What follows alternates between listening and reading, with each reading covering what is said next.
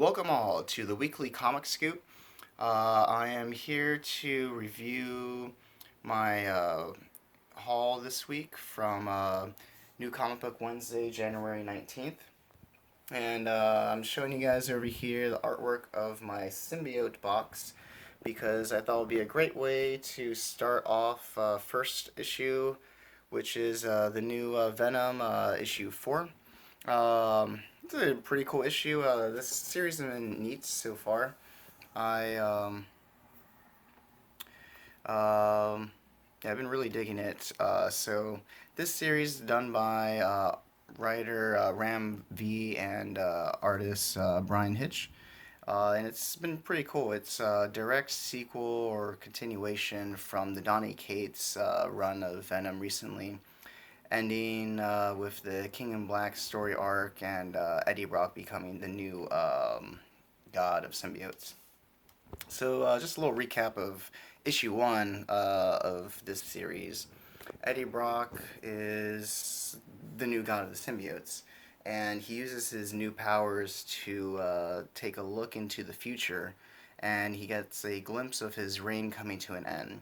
So he reaches out to his son Dylan via cell phone and telling him not to trust anyone, potentially not even himself.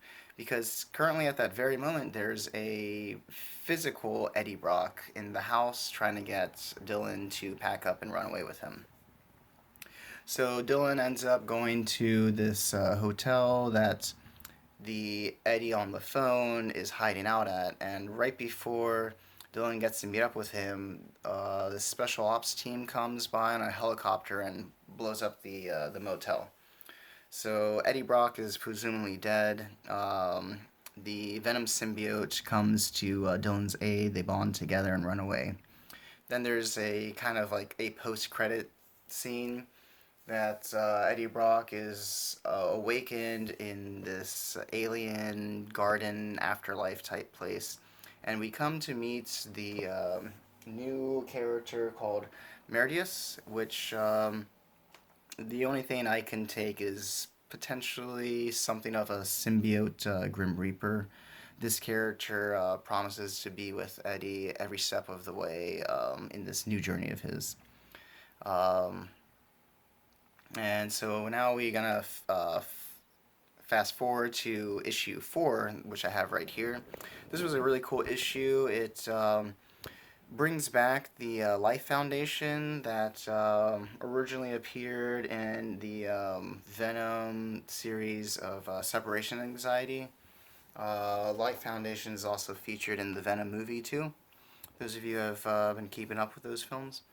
So in this issue, the Life Foundation has stolen Dylan, and they're trying to get information out of him of where the Venom symbiote is. Well, I guess on their luck, Venom does come and show up to aid Dylan because he cannot leave him alone, and they're able to escape together, just by the skin of their teeth, so to speak. Um, or the slime of their teeth. And after all this happens, we get to see Meredith again, a little more ominous, and it's this being releases a new villain called Bedlam. Get a nice little glimpse of that in this issue, and I'm really excited to see what issue 5 is gonna be like. Definitely think Bedlam's gonna be a heavy hitter there. Alright, so now the thing I was the most excited for this week, Moon Knight, issue 7. Moon Knight is my absolute favorite. He is just so badass. I have here cover A, which is really neat. Got Moon Knight featuring with all these villains around him, and also picked up the cover B right here. This one is fantastic. It's done by artist Raza, and I love it. It's all white cover, for the most part, but you got Mr. Knight right here, rolling up his sleeves, got the little splatter of blood there, and have the shadow casted in the background of Moon Knight. It's been really neat. A quick little aside, I have two here. Quick shout out to Marcus. I picked him up in issue two, and sorry Marcus, I was not able to get two of the cover B, so I think you know which one I'm keeping. Anyway, this series has been fantastic. I love Moon Knight. Just to reiterate, and this is probably my favorite series that I've been keeping up with out of all of them. It's going back a little bit to issue one. This series is a continuation taken off from the Avengers arc with Moon Knight, it's starting at issue 33. Um, so we will go a little more in depth about that later on. I'll definitely do a Moon Knight episode closer to the release of the new TV series, and I recently watched the official trailer for that, and it looks top notch. It looks real legit. So I'll be excited to make a complete Moon Knight video by the time that show's gonna premiere. Um, but essentially, in this series, Moon Knight has been appointed to take therapy by the Avengers because of the actions he takes in that Avengers arc. And it's a really neat concept because we never really see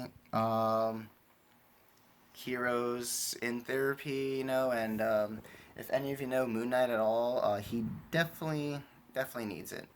And it's been really interesting actually, and all the therapy stuff to the side. There's of course some really awesome moments in here. This new series features a whole different Fist of Khonshu, who was called the Hunter Moon, and is he rival? Is he foe? He's a little bit of both. So this issue, number 7, takes place right after one of Moon Knight's friends has betrayed him and revealed to be a villain called the Zodiac. And Hunter Moon actually comes to his aid. Um, and that's kind of what leaves us the question of like, oh well, really, what is his like what is he doing? Like is he trying to kill Moon Knight because they had some kind of rivalry going on, or is he trying to help them? I guess birds of a feather. We'll go more into that again in the Moon Knight episode. But yeah, this episode, or sorry, this issue number 7, is really neat. Just gonna flip in real quick because the opening is just so perfect. Moon Knight. He's over here at the bar with no name where villains gather around, and Moon Knight's basically like, hey, you guys know me. I am not Spider Man. I'm not Punisher. Um, which means you have absolutely no idea what I'm capable of. I don't know what I'm capable of. So I've done all these feats. What do you think I'll do to you if you don't give me the information I need? So in this issue, he's just like roughing up people, trying to find out different things of this Zodiac character, and yeah, it's great. Definitely hop on this when you get the chance. Issue 1 should not be hard to find, or you can just jump straight into issue 7. It's great. You would not be disappointed. Anyway, moving on to my next issue. This is Silk, who is Silk is a spider person.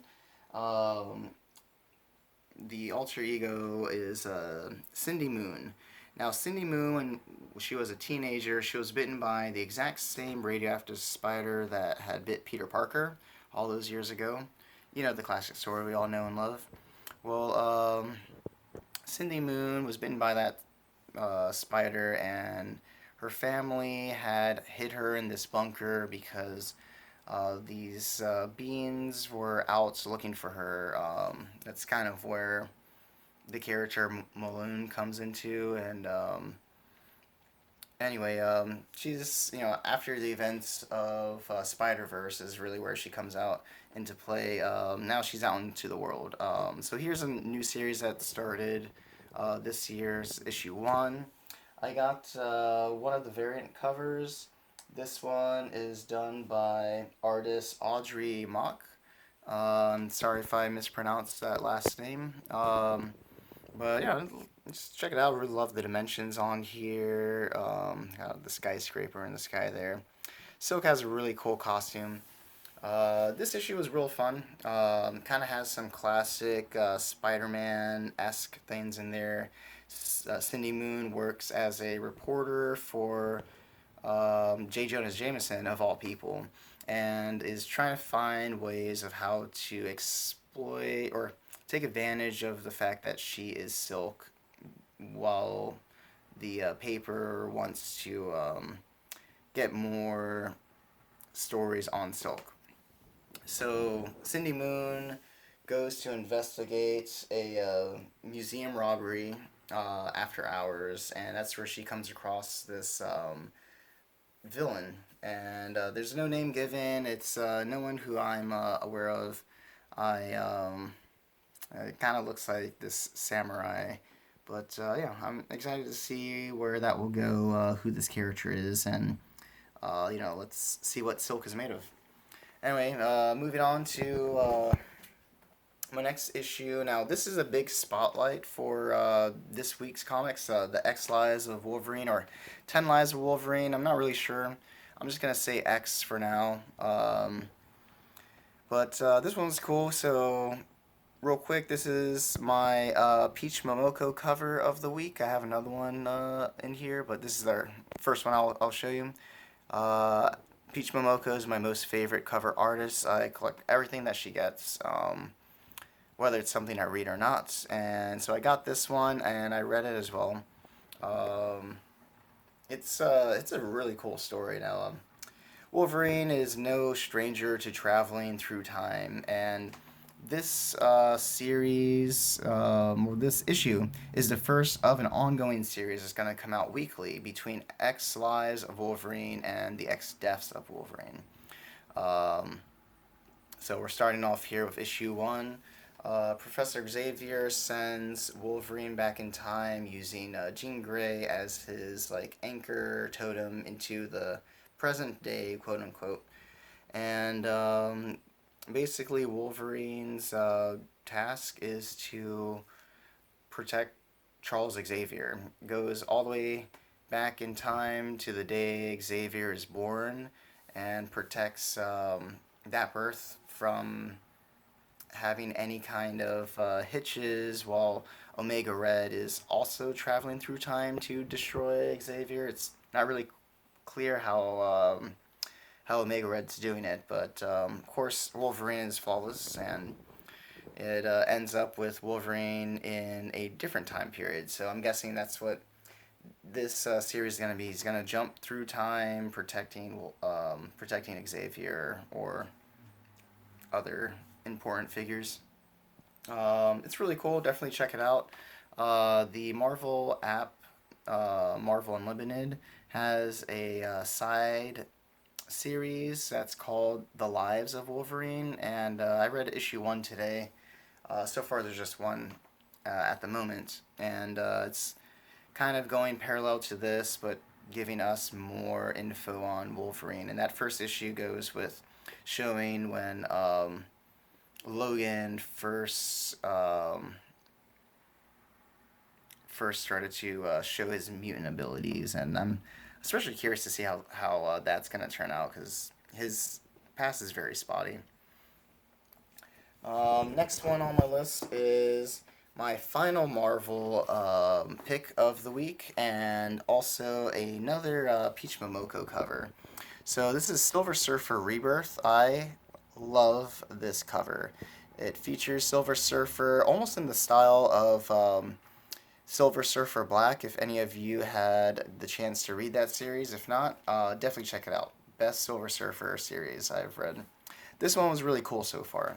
So it starts off with this Kree warship about to be sucked up into a black hole, and Genis Vell, the son of Captain Marvel, the original Captain Marvel, um, comes to help the ship and is trying to pull them out and struggling.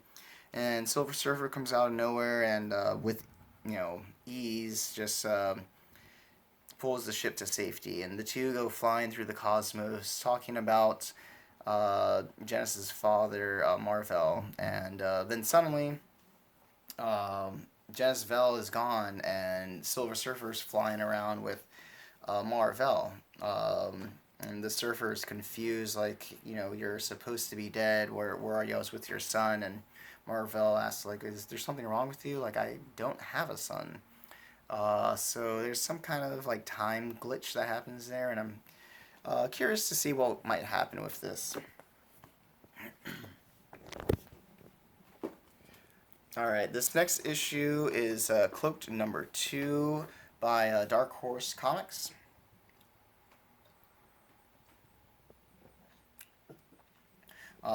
First off, love this cover. It's really cool. Got all the ha-has in the back, the angle there with the shells flying up. So Cloak is an interesting story so far. It takes place in a world that doesn't necessarily have superheroes, but there is this one called the Spectre, and he's something like Batman, well, something like Moon Knight, actually. Speaking of, because he does not shy away from murdering the you know the villains or the thugs that he comes across. And issue one's neat. So there's this private investigator, ex cop, who is hired to find the secret identity of the Spectre. And this takes place like 25 years or so after Spectre has gone MIA. So, first issue, the investigator links up with the Spectre's sidekick, or known sidekick, kind of like his Robin. And we become savvy to the idea that some of this is a ruse. So, the sidekick had went on a mission or two with Spectre, but knows nothing of him. And all the other stories of the two of them together were all made up that the sidekick created for publicity. And by the end of issue one, he's killed. So now in this issue, the investigator goes to meet up with someone else, and it seems like there's someone following him around, cleaning up, or I guess not cleaning up his messes, but ensuring that his presence is not welcomed. And that's all I'll say. Yeah, I'm excited to see how the rest of this series is going. It's just 4 issues, so I'm halfway there.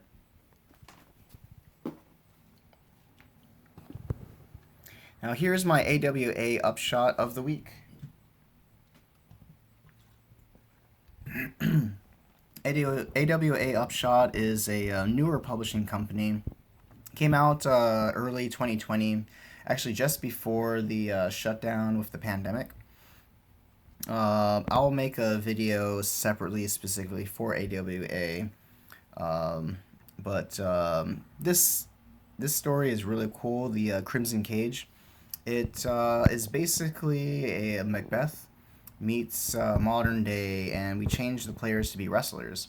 So there's this one wrestler who is visited or visits these witches accidentally, and he is told that he's going to become the next world champion. And so he's doing whatever it takes to become the next world champion. Highly recommend anything from AWA, and this series especially is real cool. Alright, here is Animal Castle #2 by publishing Ablaze. Animal Castle is neat. I am a big fan of the book Animal Farm. And this is basically just a different version of that. It's a republic, quote unquote, of animals that are trying to coexist with each other. And of course, not all animals are created equal. This issue is neat because we get the first appearance of the president, who is this bull, and we see the human ties that he has. And aside from that, there's this rat that is traveling from town to town telling stories, and he meets with the main character, which is this cat named Miss B, and teaches her the idea that power isn't physical, but unbreakable will, which it's pretty heavy stuff. And yeah, it's a cool story. I'm really excited to see where this goes.